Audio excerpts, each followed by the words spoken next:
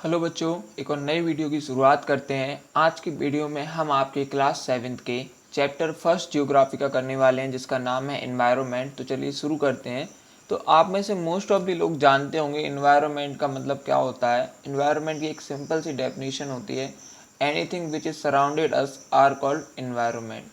हमारे चारों तरफ जो भी चीज़ है वो सब क्या है, हमारे एनवायरनमेंट का भाग है। चाहे आपका घर हो, चाहे आसपास और भी चीज़ें हो सकती हैं, जैसे कार हो, ट्री हो, प्लांट हो, लोग रहते हो, वो सब आपके क्या है, इन्वायरमेंट का भाग है। अब यहाँ पे हम आगे बात करने वाले हैं कि इन्वायरमेंट डे कब सेलिब्रेट करते हैं। तो इन्वायरमेंट डे 5 जून को सेलिब्रेट करते हैं एवरी ईयर। अब नेक्स्ट हम बात करते हैं आप और आगे बढ़कर कि भाई इन्वायरमेंट के बारे में तो हमने जान लिया है, चलो फिर इन्वायरमेंट में और होता क्या है, कंपोनेंट्स ऑफ इन्वायरमेंट क्या है। तो मेनली 3 कंपोनेंट्स होते हैं इन्वायरमेंट में। फर्स्ट होता है नेचुरल, सेकंड होता है ह्यूमन, थर्ड होता है ह्यूमन मेड। आपको पता होना चाहिए कंपोनेंट ऑफ इन्वायरमेंट 3 होते हैं, natural, human and human made. तो सबसे पहले हम नेचुरल इन्वायरमेंट से स्टार्ट करेंगे कि नेचुरल इन्वायरमेंट होता क्या है, उसमें क्या क्या चीज़ें आती हैं। तो नेचुरल इन्वायरमेंट का सिंबल सा है, मतलब कि natural environment refers to both biotic and abiotic conditions existing on the earth. कि नेचुरल इन्वायरमेंट क्या है भाई, इसके अंदर दोनों चीज़ें आ जाती हैं, बायोटिक एंड एबायोटिक। बायोटिक का मतलब होता है the world of living organism, जीवित लोगों का संसार, या कहें जो जीवित होता है उनका संसार। साथ ही साथ एबायोटिक यानी वो होते हैं जो नॉन लिविंग, जो मर एक तरीके से जिनमें जान नहीं होते, प्राण नहीं होते, उनको हम क्या कहते हैं, एबायोटिक कहते हैं। इन दोनों को मिला के जो एक नया संसार का निर्माण होता है उससे हम क्या कहते हैं, नेचुरल। अब नेचुरल में भी पता है भाई कि नेचुरल के अंदर भी 4 सब कैटेगरीज बन जाती हैं, जिनको हम कहते हैं लेथोस्फेयर, हाइड्रोस्फेयर, एटमॉस्फेयर एंड बायोस्फेयर। तो आपको पता होना चाहिए कि नेचुरल एनवायरनमेंट के भी अंदर 4 सब कैटेगरीज हैं, जो है hydrosphere, atmosphere, lithosphere and biosphere. तो सबसे पहले हम चालू करेंगे किससे, हम सबसे पहले चालू करेंगे लेथोस्फेयर से। तो लेथोस्फेयर का कुछ नहीं, एक सिंपल सा मीनिंग होता है, लेथोस्फेयर इज द सॉलिड क्रस्ट और the hard top layer of the earth. It is made up of the rocks and mineral and covered by a thin layer of soil. देखो लेथोस्फेयर क्या है भाई, अपनी पूरी पृथ्वी पत्थरों से बनी है। आपको पता होना चाहिए कि पृथ्वी की आउटर मोस्ट लेयर या कहीं सरफेस पे क्रस्ट होती है, वो सारी क्रस्ट ही क्या है, सॉलिड है, पत्थरों की बनी है। उससे हम क्या कहते हैं, लेथोस्फेयर कहते हैं। क्या कहते हैं, लेथोस्फेयर कहते हैं। एक छोटी सी सॉइल की परत के साथ वो क्या है, कवर हो रखी है। लेथोस्फेयर क्या है, आउटर मोस्ट लेयर है, सॉलिड क्रस्ट है, याद रखना, इसके अलावा कुछ नहीं होता है।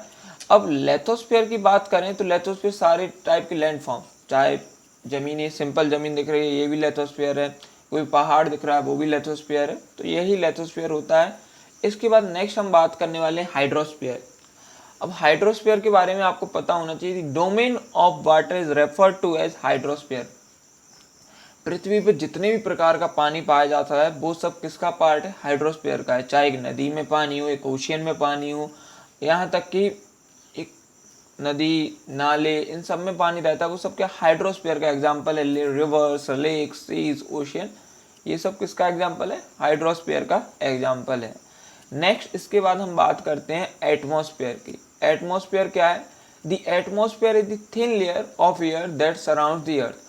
अब भाई पृथ्वी के पता पूरे चारों तरफ क्या एक ब्लैंकेट सा कवर हो रखा है, क्या एक ब्लैंकेट सा है जो पृथ्वी ने ओढ़ रखा है, उसको हम कहते हैं एटमॉस्फेयर। हमारे पृथ्वी के चारों तरफ एक पतली सी लेयर बनी हुई है, किसकी, गैसेस की, उसको हम क्या कहते हैं, एटमॉस्फेयर कहते हैं। और वो एटमॉस्फेयर हमारी पृथ्वी को छोड़कर उड़ के क्यों नहीं चला जाता है, वो इसलिए नहीं चला जाता क्योंकि हमारी पृथ्वी का एटमॉस्फेरिक प्रेशर है, वो एक तरीके से ग्रेविटी है, उसको अट्रैक्ट करके रखती है, जिसको हम कहते हैं ग्रेविटेशनल फोर्स।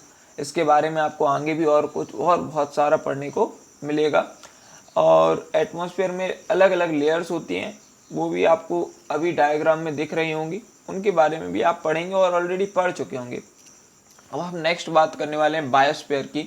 तो बायोस्फीयर का आपको पता होना चाहिए, plant and animal kingdom together make biosphere और द लिविंग वर्ल्ड। जो प्लांट है ना, पेड़ पौधे और इंसान है, दोनों मिलकर किसका निर्माण करते हैं, एक बायोस्फीयर का निर्माण करते हैं। और सिंपल सी वर्डिंग में बताऊं, it is a narrow zone of the earth where land, water and air interact with each other to support life. एक छोटी सी जोन है जहाँ पे देखो जमीन, पानी और एटमॉस्फेयर तीनों एक दूसरे से क्या करते हैं, इंटरेक्ट करते हैं, इसलिए वहां पे वो सपोर्ट कर सकें लाइफ को, एक नए जीवन को वहां पे जन्म दे सकें। इस छोटी सी जगह को क्या कहते हैं, बायोस्फीयर कहते हैं। आपको पता होना चाहिए बायोस्फीयर क्या है। बायोस्फीयर एक छोटी सी जगह है, एक नैरो जोन है जिसमें लैंड, वाटर, एयर इंटरेक्ट करते हैं विथ ईच अदर। किसके लिए, सपोर्ट करने के लिए, लाइफ को, एक जीवन के लिए। अब नेक्स्ट हम बात करने वाले हैं हमारे ह्यूमन। हमने दो टाइप के, फर्स्ट एनवायरनमेंट रीड कर लिया, नेचुरल एनवायरनमेंट। नेक्स्ट अब हम रीड करने वाले हैं ह्यूमन एनवायरनमेंट। क्या होता है भाई ह्यूमन एनवायरनमेंट? कुछ नहीं है, सिंपल सा है, समझ जाओ। जैसे एक मैं हूँ, अकेले व्यक्ति है, इंडिविजुअल है, उसका खुद का एक एनवायरनमेंट है।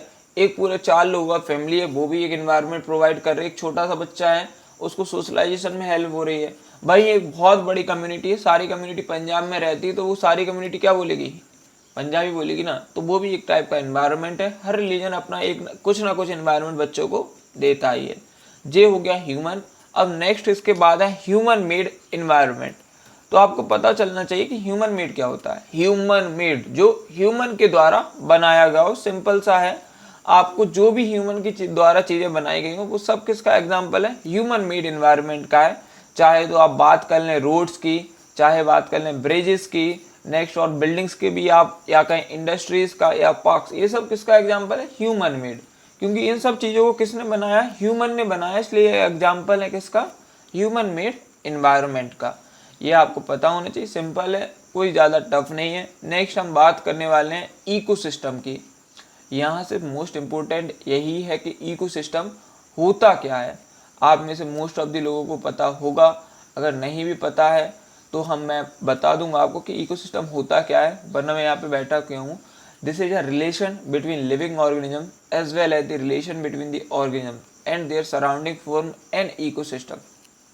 कुछ नहीं होता, देखो भाई, हर एक जगह का एक इकोसिस्टम होता है। अगर आप राजस्थान में जाओगे तो वहाँ पे आपको ऊँट देखने को मिलता है ना, मध्य प्रदेश में तो नहीं मिलता है। तो वो उस जगह का क्या है, इकोसिस्टम है। वहाँ पे अलग टाइप के क्या प्लांट्स होंगे, अलग टाइप के एनिमल्स होंगे, लेकिन वो वहीं पर होंगे राजस्थान में, वो एमपी में नहीं होंगे, क्योंकि वो इकोसिस्टम कहाँ का है, राजस्थान का है। हर जगह का एक अपना इकोसिस्टम होता है। मध्य प्रदेश में आपको हरे पेड़ दिखेंगे, राजस्थान में हरे पेड़ नहीं दिखेंगे, यानी कि जो थार डेजर्ट में है, क्योंकि वो वहाँ का इकोसिस्टम अलग है, मध्य प्रदेश का अलग है इकोसिस्टम। वहीं आप कहीं पे ओशियन है, समुद्र का भी एक इकोसिस्टम है। समुद्र में आपको मछली दिखती है ना, अलग अलग टाइप की वैरायटी ऑफ मछली दिखती हैं, लेकिन वो मछलियाँ आपको नदी में नहीं दिखेंगी ना। तो ये क्या है, हर जगह का एक इकोसिस्टम होता है, जो वहाँ के एनिमल्स एक दूसरे से इंटरेक्ट कर बनाते हैं। वहाँ के क्लाइमेट से भी अफेक्ट होता है, वेदर से भी अफेक्ट होता है। तो हमें सिंपल है, इकोसिस्टम हर जगह का होता है। एक आपके घर में छोटा सा मछली का पॉन्ड है, उसका भी एक इकोसिस्टम होता है। नेक्स्ट हम यहाँ पे बात करने वाले हैं बार्थर सिस्टम की। मोस्ट ऑफ यू जानते हो कि बार्थर सिस्टम क्या होता है। पहले के टाइम पे क्या होता था कि भाई लोगों के पास पैसे तो थे नहीं, पैसे का तो आविष्कार अभी हुआ ना, इन्वेंशन, ये मान लो 100-150 साल पहले। तो लोग तो ट्रेड जब भी करते थे ना, तो लोग ट्रेड कैसे करते थे, उसी सिस्टम को हम बार्थर सिस्टम कहते हैं। जैसे किसी व्यक्ति को 1 किलो गेहूँ चाहिए, भाई दूसरे व्यक्ति के पास 1 किलो लौकी है, तो भाई मेरे पास जैसे 1 किलो लौकी है, मुझे गेहूं चाहिए, तो मैं गेहूं वाले से उस लौकी को क्या कर लूँगा, एक्सचेंज कर लूँगा। इसको कहते हैं barter system. The exchange of commodity is called barter system. जैसे किसी को 1 किलो चावल चाहिए, मेरे पास 1 किलो गेहूं है, हम दोनों एक्सचेंज कर लेंगे, बस इसी को सिंपली बार्थर सिस्टम कहते हैं। अगर आज की वीडियो में आपको मज़ा आ रहा हो तो वीडियो को लाइक कर लेना। बाकी इसी के साथ हमारा चैप्टर एंड होता है।